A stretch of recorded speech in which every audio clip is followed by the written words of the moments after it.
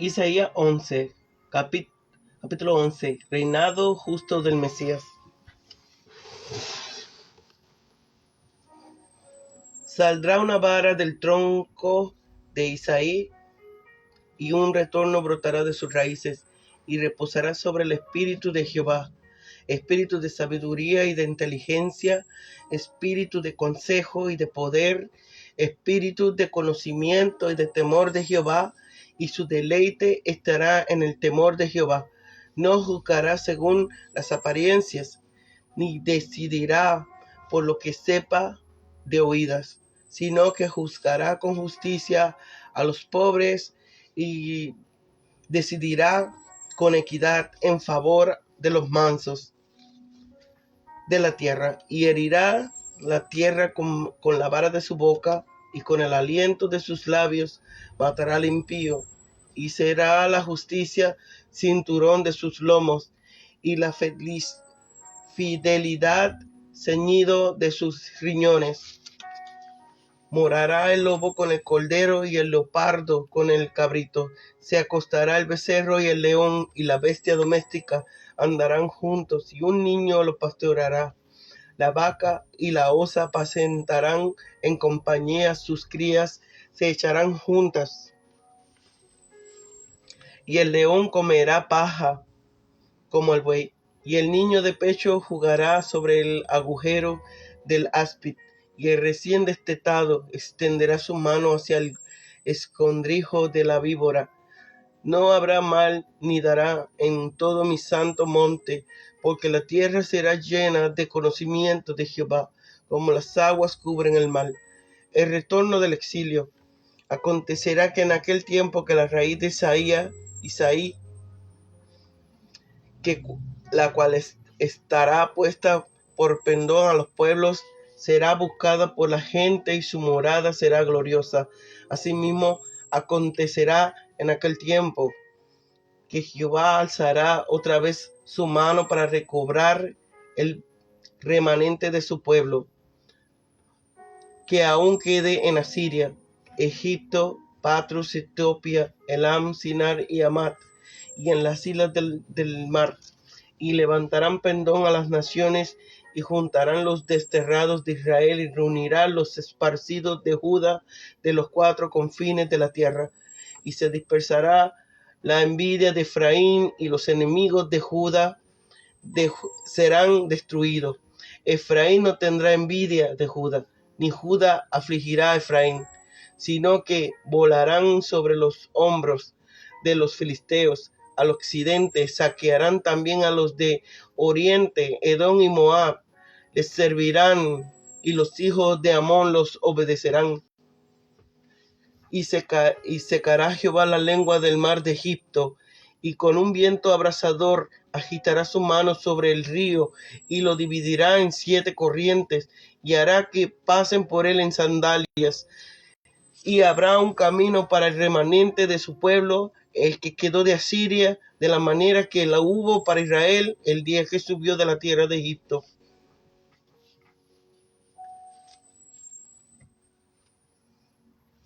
Vara, pástago, retorno pequeño y tierno. Un brote que como tal se rompe con facilidad, pero que será excepcionalmente vigoroso, sobre todo porque se halla bajo una particularísima protección de Dios.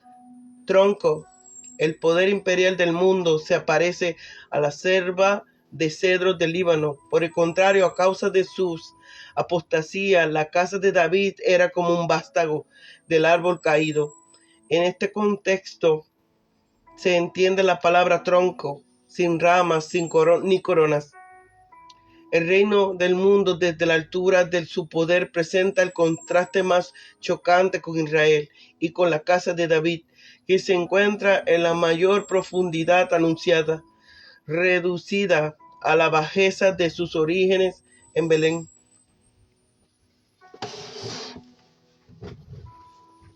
Tronco de Isaí, es decir, el resto de la familia real escogida, que ha vuelto a caer a la insignificancia del origen del que la ha brotado. viene a surgir ahora un retoño que promete cumplir lo que falta del tronco y de la corona, así como Cristo es llamado el Hijo de David. A David se le suele llamar el hijo de Isaí, el padre de David, simboliza aquí la dinastía didávica. Se dice que saldrá de Isaí más bien que de David, porque la casa de Isaí era de baja posición, que David ascendiera al trono, y al nacer el Mesías había vuelto a su baja posición, como lo muestra la pobreza material de María y de José. Reposará.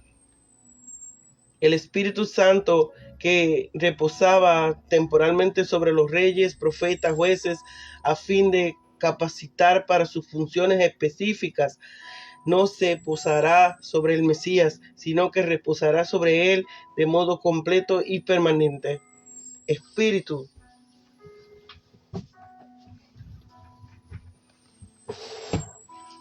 Se mencionan 7 espíritus, numerados en orden, desde el más alto hacia abajo. De esa forma, el espíritu de temor de Jehová es la base del conjunto, y el espíritu de Jehová es el corazón y el principio de todo.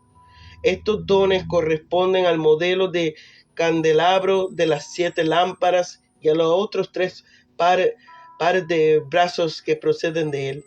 Sobre esas 7 formas desciende el Espíritu Santo sobre el segundo David, permaneciendo en él de una manera permanente, como se afirma a través del perfecto consecutivo. Las 7 lámparas ante el trono de Dios arde y da a luz el alma. Los 7 espíritus son sus 7 ojos. Temor de Jehová. Este Mesías segundo David huele y emite la fragancia del temor de Dios, y solo este temor de Dios se expresa en él como una fragancia agradable, porque el temor de Dios es un sacrificio de adoración, suave olor, que asciende continuamente hacia Dios. Su favor o desfavor no dependen de las cualidades externas, brillantes o repulsivas. No juzgará según la apariencia, puesto que sabrá lo que hay en el interior del hombre. Mansos de la tierra.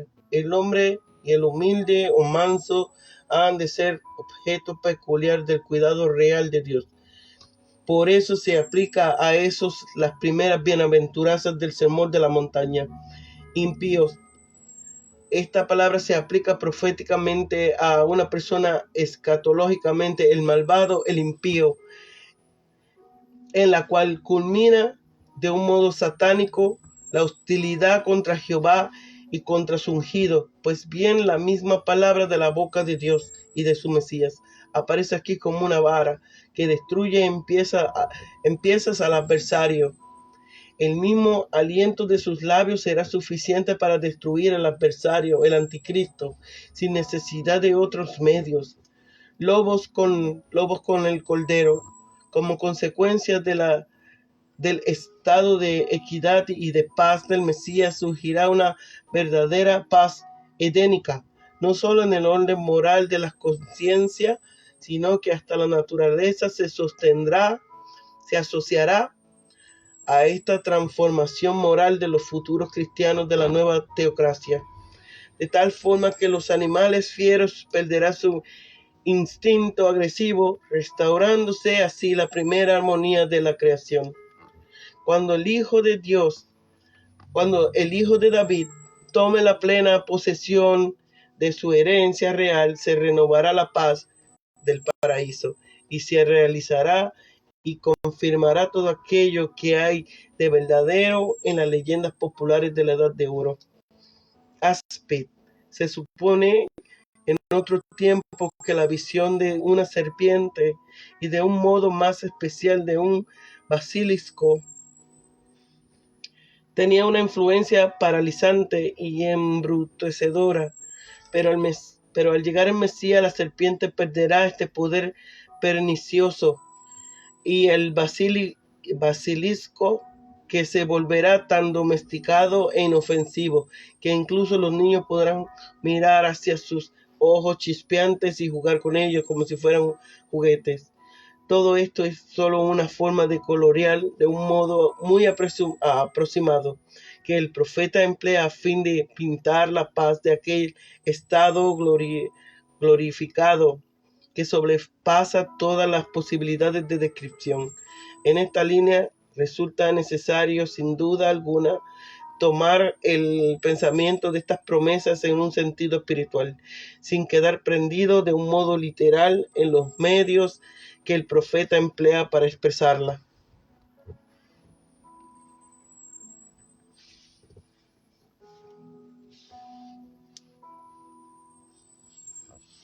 Reunirá.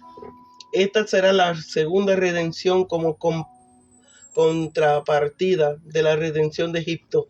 Dios extenderá de nuevo su mano, y así como Él liberó una vez a Israel de Egipto, Él lo redimirá, lo comprará de nuevo. De todos los países citados, Efraín no tendrá envidia de Judá.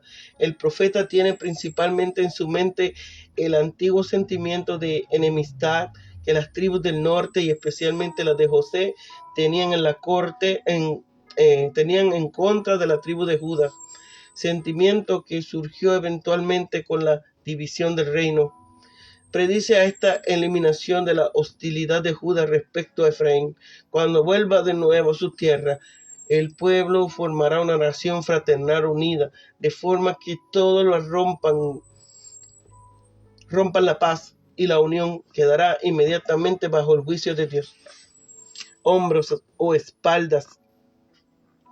Las palabras espalda, era el nombre peculiar de la zona costera de Filistea, que se extendía hacia el mar. Pues bien conservado esa alusión, la palabra se emplea aquí para indicar la espalda de la nación de los filisteos, contra la que Israel se lanza como un águila desde la altura de su tierra montañosa. Lengua del mar de Egipto, el mar rojo, como lo hizo cuando salieron de los israelitas bajo la conducción de Moisés.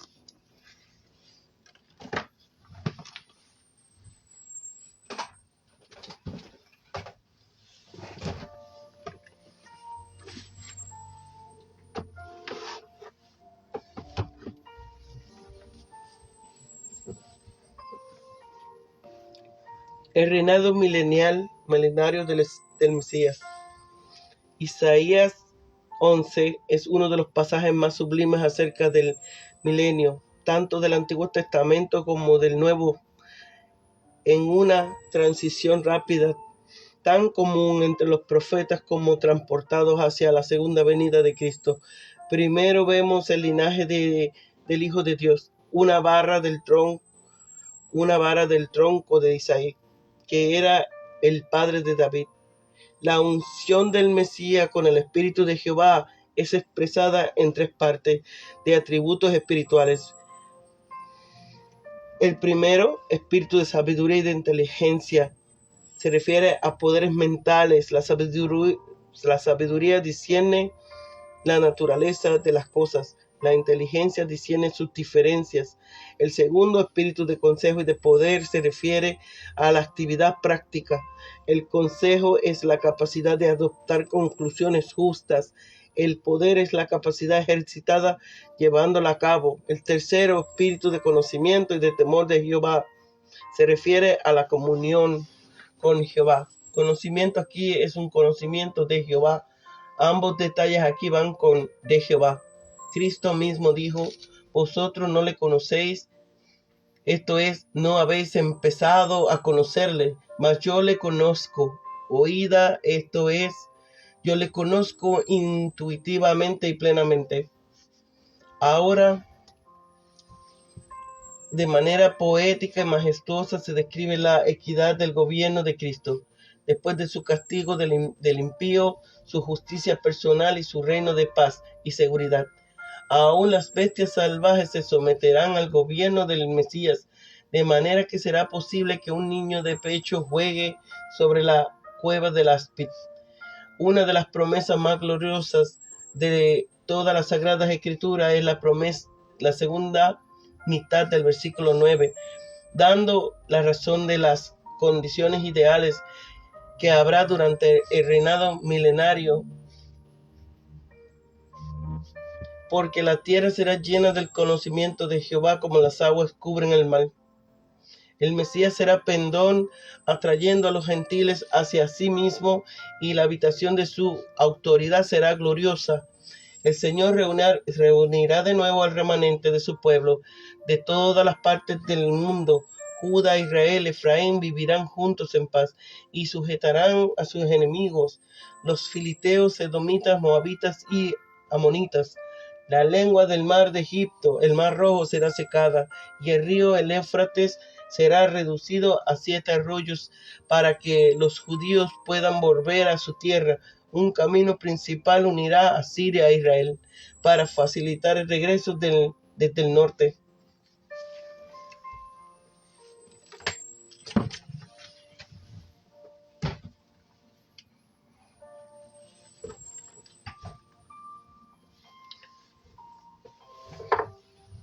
Los asuntos en el reino de Judá. Atalía usurpa el trono y destruye a toda la familia. Él es preservado maravillosamente. Joás, niño de 1 año,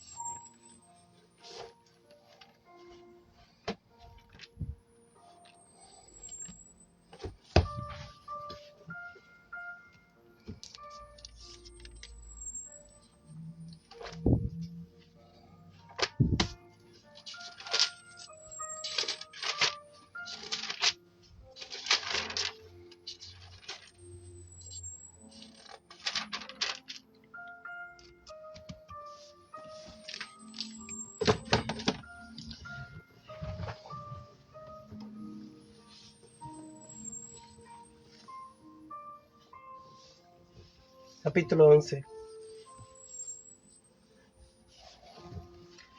Tras el relato de la tremenda derrota de los ejércitos asirios, viene una estupenda profecía acerca del Mesías. Aquí vemos cómo del tronco remanente de Judá sale un brote en la casa de David. Ese brote es el Mesías. Vemos luego los 12 con que el Espíritu Santo lo equipará para su misión, la justicia y la equidad de su gobierno, la paz del reino mesiánico, la admisión de las naciones gentiles en dicho reino, juntamente con los judíos recogidos de todas partes que se hallarán dispersos. El profeta había hablado ya de niño que había de nacer, cuyos hombros había de gravitar la responsabilidad del gobierno. Ahora va a especificar su estirpe y las cualidades que estará dotado. El Mesías había de nacer a su debido tiempo, de la estirpe del David, como renuevo del que Jehová había dicho, que había de ser hermoso y glorioso. Este renuevo había de brotar del tronco de Isaí, así como Cristo es llamado el hijo de David. A David se le suele llamar el hijo de Isaí. El padre de David simboliza la dinastía davídica. En otro notable anuncio profético, el ángel Gabriel declaró a la Virgen María que al hijo que le había de nacer, el Señor Dios le dará el trono de su padre David. Aunque nació con un brote,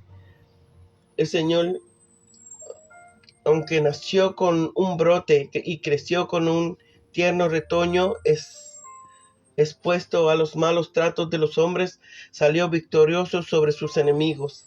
Se dice que saldrá de Isaí más bien que de David, porque la casa de Isaí era de baja posición antes que David ascendiera al trono. Y al nacer el Mesías había vuelto a su baja posición, como lo muestra la pobreza material de María y José, los dones con que el Espíritu Santo le habían de equipar. Este tierno brote había de ser regado como el rocío de los cielos, hasta llegar a ser una fuerte vara con que gobernar a judíos y gentiles. El Espíritu Santo que posaba temporalmente sobre reyes, profetas, jueces, a fin de capacitarlos para sus funciones específicas, no se posarán sobre el Mesías, sino que reposarán sobre él, de modo completo y permanente. A continuación vienen los dones con que el Espíritu le había de dotar: espíritu de sabiduría y de entendimiento, espíritu de consejo y de fortaleza, espíritu de conocimiento y de temor de Jehová, y su deleite estará en el temor de Jehová. Fácilmente se advierte la estructura binaria de los dones, 3 pares de 12 a 2, y termina con uno que lo resume todo, como el espigón que atraviesa el candelabro de los 7 brazos y llegaba así al número perfecto. Hace ver que el primer par expresa las cualidades de orden intelectual, el segundo la de carácter administrativo y el tercero la de carácter espiritual. También hace notar la similitud con Besalel en cuanto al primer par. Jesús comenzó su predicación precisamente con estas palabras: el Espíritu del Señor está sobre mí. Su sabiduría era notoria a todos. Ya desde niño, su entendimiento es la habilidad de aplicar los principios de las situaciones concretas. Fue también notorio en todos los casos que se le presentaron. Su consejo siempre era certero y atinado. Sabía muy bien cómo administrar los asuntos del reino espiritual para la gloria de Dios y beneficio de los hombres. También tenía fama de fuerte y valiente en el modo de enseñar los caminos de Dios, sin temor a los hombres ni acepción de personas. Sus conocimientos de Dios y su íntima comunión con el Padre, fueron inigualables. Su gobierno estará caracterizado por la justicia y la equidad. No juzgará según la apariencia, puesto que sabía lo que hay en el interior del hombre, ni decidirá por lo que sepa de oídas. No tendrá que recurrir a informaciones de segunda mano, como suele ocurrirle a los gobernantes de este mundo. Estará siempre ceñido de justicia y fidelidad. Serán para él el ceñidor del honor y cinturón de fortaleza. Así no habrá nadie que se le oponga ni le resista cuando haga justicia a favor de los necesitados u oprimidos, y hará justicia los mansos de la tierra, esto es, los pobres en espíritu. Las 2 últimas frases del capítulo 4 del versículo 4 están construidas en el paralelismo, en sinonimia, por lo que han de leerse de un modo siguiente: y herirá al culpable de la tierra con la vara de su boca, y con el aliento de sus labios matará al impío. Un vistazo dará a comprender dicho paralelismo. Durante su reinado habrá gran paz y tranquilidad. La paz, con cúmulo de todos los bienes, se cifra especialmente en los 2 bienes fundamentales: la unidad o concordia, descrita en el 6 y 7, hasta el punto de que el lobo morará pacíficamente con el cordero. Del mismo modo, los hombres de peor disposiciones temperamentales se avendrán a convivir pacíficamente durante el reinado milenario del Mesías. Cristo, que es nuestra paz, vino a matar a los enemigos, a matar las enemistades y establecer entre los suyos una paz fundada en el amor. Esto se logra por completo ahora, debido al poder del pecado que todavía anida en nuestra naturaleza caída. El leopardo, lejos de devorar al cabrito, se acostará con él. Como el carácter depende en gran parte de la dieta, los animales carnívoros se volverán vegetarianos. Esto se cumple en sentido espiritual en las personas que de veras y con todo el corazón reciban el Evangelio de Jesucristo, quienes eran antes en su conversión temibles y feroces como leones, se tornan después amables y mansos como corderos. Entonces se cumplirá también la seguridad o tranquilidad libre de temores. Cristo, el gran pastor de las ovejas, cuidará del rebaño, no solo para que no se destruyan unas a otras, sino también para que no se le permita ningún enemigo del exterior la ocasión de molestarlas. El pueblo de Dios será libertado, no solo del mal, sino también del temor del mal. El fruto de esto será la afabilidad y docilidad de los hombres, una excelente disposición para recibir instrucción, de forma que la tierra será llena del conocimiento de Jehová, como las aguas cubren el mar. Habrá tampoco temor de las fieras, pues no habrá temor de las fieras, pues los animales que ahora son niños los pastorearán. No se presenta una condición paradisíaca. Igualmente el áspid y la víbora dejarán de destilar su ponzoña, de modo que los hombres podrán permitir a sus niños pequeños jugar impune con ellos. Donde antes había engendrado de víboras, ahora habrá generaciones de santos.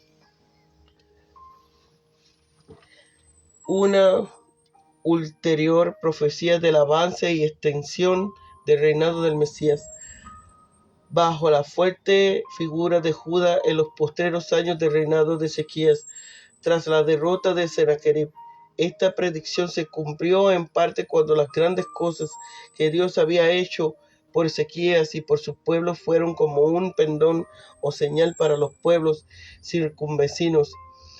Por ese motivo envió al rey de Babilonia a sus embajadores en visita a Ezequías, y Jerusalén mostró su gloria.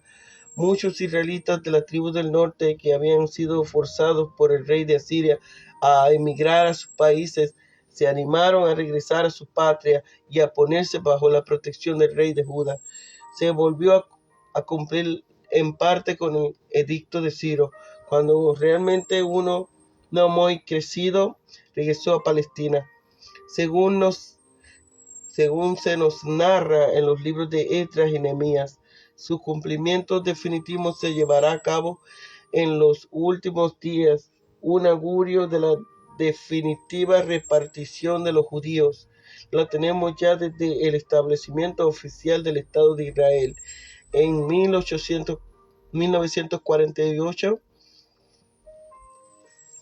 La vuelta es incredulidad de los judíos a Palestina, que estábamos presenciando en nuestros días.